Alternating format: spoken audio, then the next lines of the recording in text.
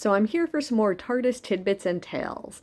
So I've been rewatching Doctor Who from the relaunch, and I've been going episode by episode with a little nugget, a little piece that resonated with me, something that stood out or just gave me a good laugh.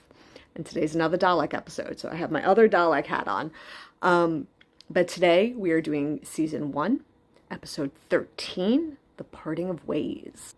Now, this is an interesting episode, and there's a lot going on here. This is one of those, very layered episodes in terms of, how they're crafting the story.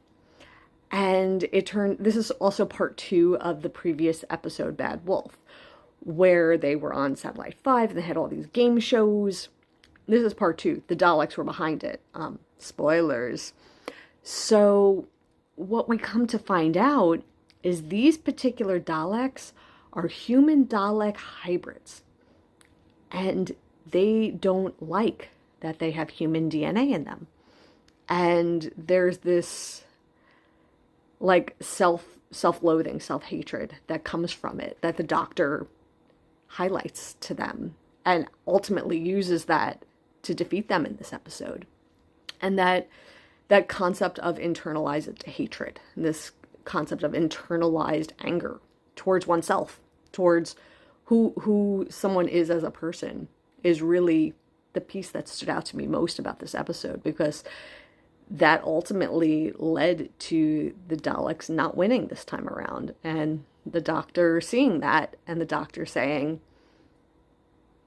you're not going to succeed like that, and ultimately winning. There's obviously more to it than that. There are a lot more elements. Rose totally came in and saved the day, but almost did not survive the process of that because she looked into the heart of the TARDIS and took all that TARDIS energy, and then the Doctor had to take it from her, which ultimately leads to his regeneration.